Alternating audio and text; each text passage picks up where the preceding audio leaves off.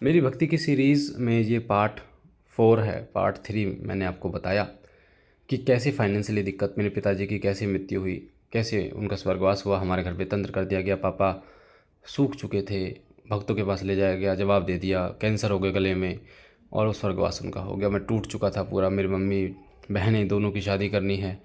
मैं इतना बड़ा नहीं था कि मेरे को इतनी समझ थी कि मैं कोई पार्ट टाइम कर सकूँ। ये मैंने आपको पार्ट 3 में बताया था। बहुत ज़्यादा फाइनेंशियली दिक्कत हो गई थी और जब मम्मी कोठी में काम करती थी, वहाँ से कपड़े मिलते थे तो हमें ऐसे खुशी होती थी जैसे मॉल से कपड़े मिल रहे हैं, या हमें वहाँ से कुछ खाना मिलता था। घी तो कभी देखा ही नहीं, डालडा घी उस टाइम पे पहले बहुत ज़्यादा चलता था, तो उसके पराठे खा लिए तो खा लिए। देसी घी क्या होता है इसके बारे में कभी जाना ही नहीं। तो और जो कोटा पे गेहूँ गेहूँ मिलते हैं, कोटे कोटे में नहीं मिलते गेहूँ, उन्हीं के खा खा के जैसे तैसे हुआ। तो ये पार्ट 4 है और इस पार्ट 4 में मेरी भक्ति कैसे शुरू हुई सीरीज़ में मैं आपको बताऊंगा कि आखिर कैसे फाइनेंशियली दिक्कतें हमारी बढ़ती चली गई, कैसे पितरों की समस्या बढ़ती चली गई, इस बारे में। तो शुरू करते हैं। जिन्होंने पार्ट 1 नहीं सुना, 2 नहीं सुना, 3 नहीं सुना, वो सुनेंगे तो उनको अच्छी तरीके से इस स्टोरी, मेरी स्टोरी के बारे में समझ में आएगा। तो पार्ट 4 में क्या हुआ कि जब फाइनेंस पापा जी की मृत्यु होने के बाद में मम्मी काम करने लगी, उसके बाद मैं भक्ति तो बाबा मोहन राम की करता ही था। उसके बाद में मैंने सुना था कि हाँ, कहीं पितरों का जो है, कहीं पितरों को मनाना ज़रूरी है, पितरों का स्थान देना ज़रूरी है, क्योंकि हमारे घर में पितरों का स्थान था नहीं। तो मैंने सोचा कि हाँ, गुरु बनाया जाए। तो मैंने एक उस टाइम पे एक महिला को, उनको गुरु बनाने के लिए बोला कि मैं आपको गुरु बनाना चाहता हूँ। तो उन्होंने सिर पे हाथ रखा और कलावा बांधा, बस कान में गुरु मंत्र दिया, ऐसे करना है। तो जब उन्होंने दिया तब से ही मेरे उल्टे दिन शुरू हो गए थे, पता नहीं क्या हो गया, भक्ति में अड़चने आने शुरू हो गई। और फिर हम उन्होंने बोला कि ऐसे ऐसे पितरों का स्थान दे देना है। तो उन्होंने जो जो बोला, मैंने ऐसे ऐसे पितरों के लिए 2 ईंटें रख दी। अब जितना मैं पितरों को पूजता था उतने घर में फाइनेंशियली इतनी दिक्कत इतनी बढ़ गई कि आप यकीन मानना कि हम, एक दूध की थैली आती है 10 रुपये की, है ना, पहले भी आती थी अभी भी आती है। हमारे लिए हमारे पास वो 10 रुपये की दूध की थैली नहीं होती थी, दूध का पैकेट नहीं होता था कि हम चाय बना लें। तो समझ में नहीं आया। फिर मैंने उनसे पूछा, क्योंकि वो मेरे घर से लगभग लगभग 70 किलोमीटर दूर थी, तो मैं ट्रेन में जाता था, पूरा दिन सा चला जाता था। तो फिर मैंने उनसे पूछा कि ऐसे ऐसे हो रहा है मेरे साथ में। तो उन्होंने बोला कि ये जो पितर है ना तुम्हारे, वहाँ उसकी जगह पर कोई प्रेत बैठ गया है। तो मैं बड़ा परेशान हुआ। अब उस टाइम पे इतना पता नहीं था कि प्रेत क्या होता है, कैसे बैठ जाते हैं। तो उस टाइम पे प्रेत बैठ गया। तो फिर मैं कहा जी, फिर मैं अब क्या करूं। तो फिर उन्होंने मेरे से बोला कि ऐसे कर, इन ईंटों को आप, जो तुम्हारे गांव खेड़ा है ना, खेड़ा देवता जिसे कहते हैं, क्षेत्रपाल देवता, खेड़ा देवता, वहाँ पे रखिया। तो मैं उन ईंटों को रख के वहाँ पे रख आया। तो तब से फिर थोड़ा सा परेशानी ठीक होनी शुरू हुई, हमारे घर की दिक्कतें ठीक होनी शुरू हुई मेरे घर की।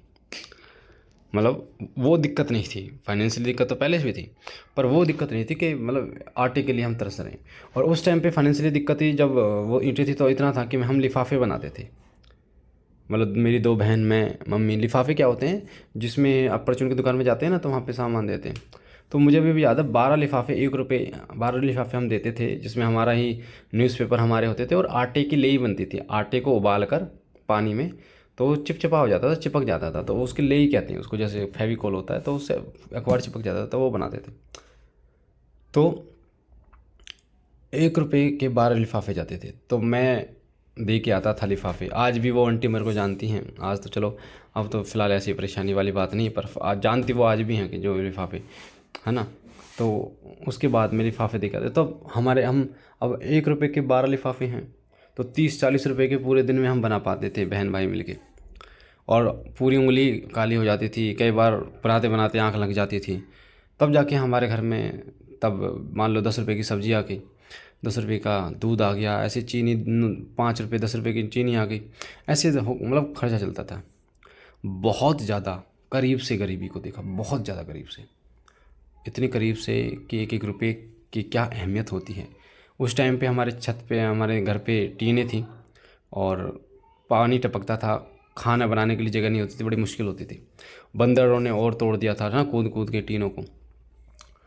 तो स्थिति बड़ी ख़राब थी उस टाइम पे। लिफाफे बना बना के काफ़ी साल साल तक ऐसे चली। फिर धीरे धीरे मैंने पढ़ाई पूरी की, मतलब 12th हो गई मेरी, ट्वेल्थ के बाद में फिर कॉलेज शुरू हुआ। तो कॉलेज नेहरू कॉलेज फरीदाबाद में, नेहरू कॉलेज है सरकारी कॉलेज। जो लोग अभी इस वीडियो को सुन रहे होंगे नेहरू कॉलेज के बारे में, जिन्होंने जानते हैं जो लोग, वो बहुत अच्छे तरीके से चीज़ को जानते हैं कि नेहरू कॉलेज के बारे में। वहाँ पे एडमिशन लिया और वहाँ पे क्योंकि मैं 11th से साइंस साइड से था, नॉन मेडिकल से, है ना, फिज़िक्स केमिस्ट्री मैथ। तो साइंस में कंप्यूटर साइंस हमने स्टार्ट की। तो जब स्टार्ट की तो मैं, मम्मी जहाँ काम करती थी ना कोठियों में, वहाँ पे एक व्यक्ति थे मोटे से, अभी भी नाम याद है मेरे को, दीपक दत्ता नाम है उनका। तो उन्होंने मम्मी से पूछा होगा कि क्या करता है तेरा बेटा, तो मम्मी ने बताया कि ऐसे ऐसे कॉलेज में जाना शुरू किया। तो मेरे को बुलाया उन्होंने, और मेरे को जब बुलाया था उन्होंने तो मुझे अभी भी याद है, मैं एक उससे जुड़ा हुआ था, एक नौजवान भारत सभा। तो उस टाइम पे इतना दिमाग नहीं था, नौजवान भारत सभा नहीं होता है कि जैसे ये अमीर लोग हमारा शोषण कर रहे हैं, ये है आज़ाद देश नहीं है हमारा, ऐसे ऐसे कुछ थी। तो मैंने, वो कह रहे थे दीपक दत्ता जी सर कि बेटा क्या करता है, तो मैंने कहा जी वैसे तो मैं कॉलेज में बीएससी कर रहा हूँ, पर नौजवान भारत सभा से जुड़ा हुआ हूँ मैं। तो उन्होंने बोला कि ये क्या है, तो मैंने बताया कि ये ऐसे ऐसे है, हम देश को आज़ाद कराने फलाना ढाका जी चाहिए। तो उन्होंने, पता है, इतने मेरे मुंह पे वो बात अभी भी याद है, उन्होंने बोला बेटा पहले अपने घर की सिचुएशन सुधार ले, अपने घर की स्थिति सुधार ले, तेरी माँ बर्तन साफ़ करती है, लोगों के कपड़े धोती है, और तू देश को आज़ाद करने चला। तब मेरे को समझ में आया कि बेटा पहले खुद को बदल लेने, खुद को पहले बदल, उसके बाद तो दूसरों को बदल सकता है। अगर खुद को नहीं बदला तो दूसरों को तो बदलने की बात भूल जाओ।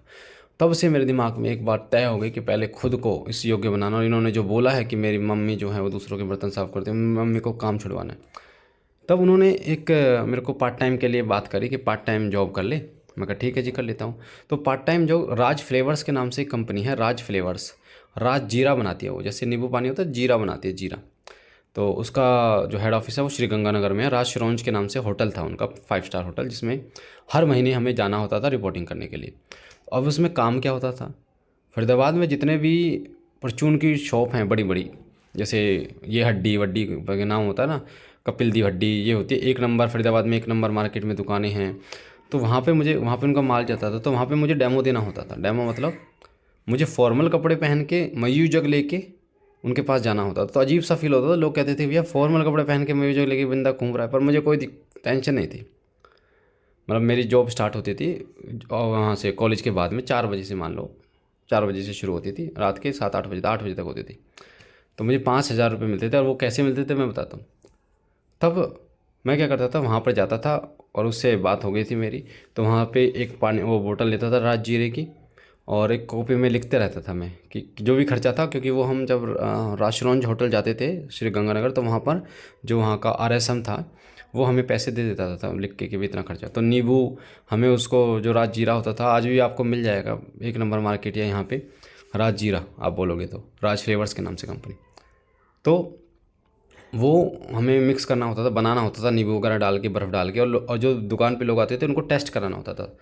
तो कई लोग तो मुँह पर ही गिलास को फेंक कर चले जाते थे। कई बार जो दुकानदार है वो गालियाँ देता था, क्या आ जाता है यहाँ पर, और क्या नाम है, गंदगी कर देता है, ये वो, पूरी दुकान पे गंदगी कर, कौन उठाएगा, तेरा बाप उठाएगा, इस तरीके से बहुत बहुत सहना पड़ता था, चुप रहते थे।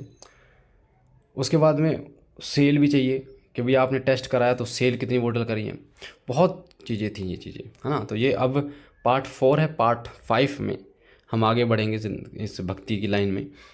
मैंने आपको बताया कि कैसे अभी फाइनेंशियली दिक्कतें मेरी चली, तो पार्ट 5 में आपको मैं बताऊंगा कि कैसे फिर आगे की भक्ति की शुरुआत हुई, कैसे जो मेरी जॉब थी वो छोड़ी, उसके बाद में कैसे थोड़ा सा नौकरी शुरू की, कैसे भक्ति शुरू की। तो वीडियो को ध्यान से सुनना, पार्ट नेक्स्ट 5